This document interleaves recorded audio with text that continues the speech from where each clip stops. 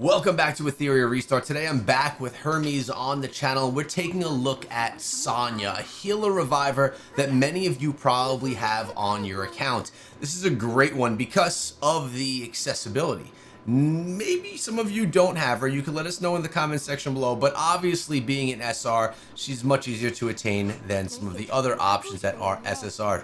Hermes, I'm glad to have you back on the channel, man. I'm looking forward to building her out and actually sharing the build out that we put together on the channel today. But before I get into it, I want to thank Etheria Restart for sponsoring the video and urge all of you to download the game with the QR code that you see on the screen or with the link that you have in the description of this video. It gets you 10 additional pulls that, who knows, maybe you could pull in Sonia with them. Hermes, let's go through this build, man, and see what she's all about. Oh yeah, man.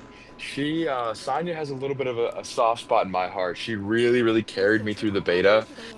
She is a great animus because of the healing that she brings in, makes it so that all the content you're trying, especially when you're first starting out, she gives you like a cushion and a buffer to really be able to experiment with different teams and still be able to make it up because of the healing and how much healing she provides. Yeah, I mean, she's one of those, a support champion, or in this case, a support animus, super important, especially for some of those long-winded battles where you know it's not going to be a quick kill, where you're going to have to be sustaining life for a long period of time. So let's talk about, do we want to talk about her skills first, or do we want to go into her gear first? I'll leave it up to you. I feel like I think skills are always a good way to look at it first, kind of see what she does, how she scales, everything else like that, and then go from there. Okay, let's do it. Let's take a look at her A1. Yeah, so I mean, the A1 is nothing too crazy. She has the potential to then increase her turn meter by 15%, which is great to get around to her heals. But at the end of the day, the A1 isn't super great. It doesn't do a whole lot. Obviously, you're not building her to do damage, so there's no real point in that damage multiplier. Again, it's basically just sitting there, giving her a little turn meter boost every turn, which is always nice, getting a little bit of extra turn meter. Of course, of course. So is the passive where you fell in love? Yes, the passive is where it's at. So it's actually interesting to think about as well is that for those of people who were in beta who might be thinking, oh, she works a little bit differently now than she did when she was in beta. Like I haven't been seeing the same results. There was actually an update and like a nerf made to her. So this passive used to trigger even when she was crowd controlled. So when she was stunned or anything else, what happens with this passive is it heals if she's able to take an action. That's the key point of this now. Like that's the update they made. If she's able to take an action, she heals the two allies with the lowest HP by 12% of her own max HP. So it's not by her allies' max HP, it's by her own max HP, which is really important when you're building her out. And she also is able to purify a debuff. And she also then increases the healing based on how much HP she has lost in the battle. So this is a really important thing because this will trigger every single turn, whether she's doing her A1, whether she's doing her A2, any ability that she's doing in the game, as long as she's actively taking a turn and able to activate a skill, your two lowest allies with H as far as HP goes will get a nice heal. No, that makes a lot of sense, and that does sound powerful of being of her own HP. And how about this revive? I'm assuming that this has saved you a few times. Oh, for sure. She actually, so I have not found there to be a whole lot of revivers in this game. And I mean, Hmm. I could totally be wrong. I mean, people can yell at me in the comments if I am. But I know the other big one is like Beotin as a big time reviver. But then there's, when you go into battles, Linglu is a SSR who you get for free after 7 days. And we actually made a video on her way back in the day when beta was still going on. Hmm. But she's great until somebody dies. And then you're like, now I'm kind of screwed, right? Like there's nothing to really bring back.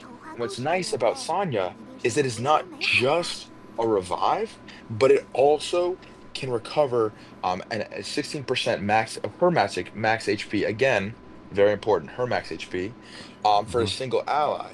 And it's really important that she has that healing, even if she can't revive somebody, because everyone obviously because everyone's alive. But really, that revive is huge because especially for the early game, when you don't have anybody else to really pick your team up, you can really be a game changer in that role. Yeah, no, I mean, that makes a lot of sense. I'm personally a fan of healers and revivers in many different games in the genre. So let's talk about the modules that we decided to put her in and why those are important for the build. I think one of the most, especially when you're early on in the game, important sets again is going to be that Swift Rush set. I mean, it's across the board, but you think about with a animus like her healing comes from her passive. It's not an active skill. So if it was an active skill, you might want to look more at a time weave set, get her in that 12-piece time weave, give her some cooldown reductions.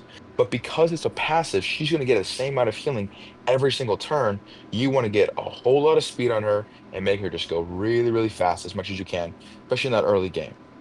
Now, what I've recommended to you and what I did with her in beta was I was able to actually get her into a partial Swift Rush, partial Cure set because that Cure increases that healing, which again, with an animus like her, you're really, really focused on her ability to do healing, and that is what she is so great at doing.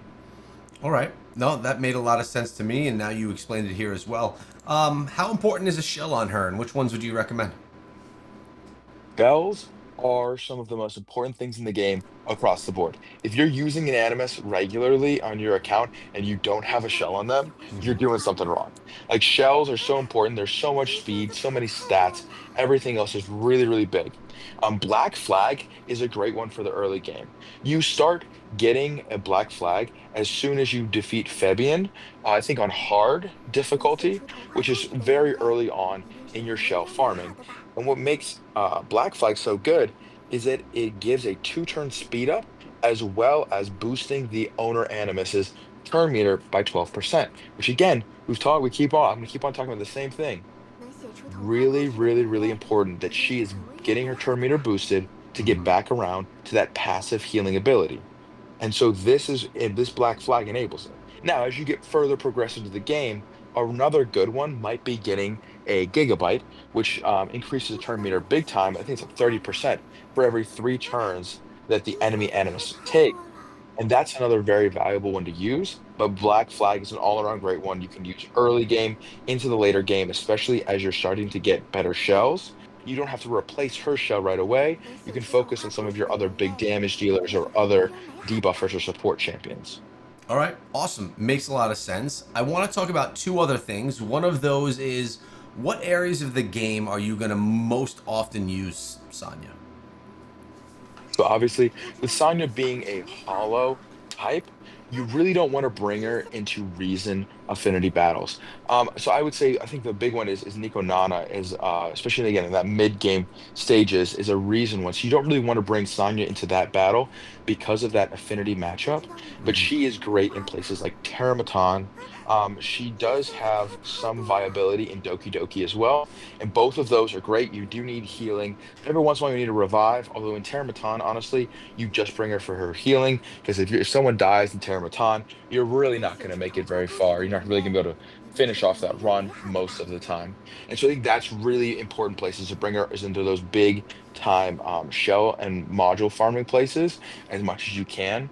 And then honestly, even in PvP, because again, she brings a revive, which you don't see a lot in this game. Mm-hmm. And so it's a very unique ability, at least as of right now, at the time of recording this. And so it is very important to have someone that can just, give you that little bit of like that backup that might change the tides of a battle in arena. No, that makes a lot of sense. And the last question I had for you was, who are some animus that you like to pair her up with? I think the biggest pair to put her with as a great option is Tiamat. She does so much healing that it really makes it a little bit faster to activate Tiamat. Right now, I have really seen honestly a drop off on Tiamat. I know we were both really gung ho Yeah. on how good she was early on, but with the nerf, as well as the way that her AI works, Tiamat has really fallen off Mm. because she doesn't actually put out her shield first. She does her taunt, and it's all a mess, right? It's all a mess with Tiamat. And so, but Sonya is still a great pairing to put with her when you need a little bit more of a sustain. I've seen people running as high as like what is it? Doki Doki in not maybe not Inferno, maybe just Hell 4 stages, which is really big with um Tiamat still, and I think Asana as well. And so it just you really gotta find a way to use her, but that I think is a great pairing She's great, honestly, with a lot of different damage dealers. They're squishy damage dealers because she uses her own max HP Hmm. instead of her allies' max HP. She's able to really capitalize on the fact that you build Sonya with a ton of HP, and then you can build your damage dealers more for damage, and then she can heal them back up as needed. No, that makes a lot of sense, and I like that she uses her own HP as well because, as you mentioned, a lot of the damage dealers sometimes they are a bit squishy and don't have that HP to spare when they're trying to get that heal on. Any last things you want to share about Sonya? Yeah, so I think it's important to talk also about her prowess. Obviously, there is the opportunity to get put a bunch of skill ups into her. Mm-hmm. As with any animus, it takes 12 of the lattice in order to boost her up. I think that it is could be worthwhile, especially early on, to invest into that A3 ability or the skill 3 ability because of the cooldown reduction it gives you, as well as all the additional HP, as well as the then boosting of the healing and revive effects and all that. I think that can be valuable, as well as the passive with the boost to healing that it gives you every single time you're taking a turn. But I don't think it is necessary to skill her up. So I think if you have an abundance of the lattice and you really, really need to get some additional healing, it is worth putting them into her, but it's not necessary to make her work. Got it. Yeah, we said something we've said a lot in this channel that you don't need to skill up all these animus, but it's nice to have a breakdown and understanding as to why and where you would put it if you did have that ability. Hermes, man, thanks for coming to the channel, sharing your insight with the audience. I appreciate you.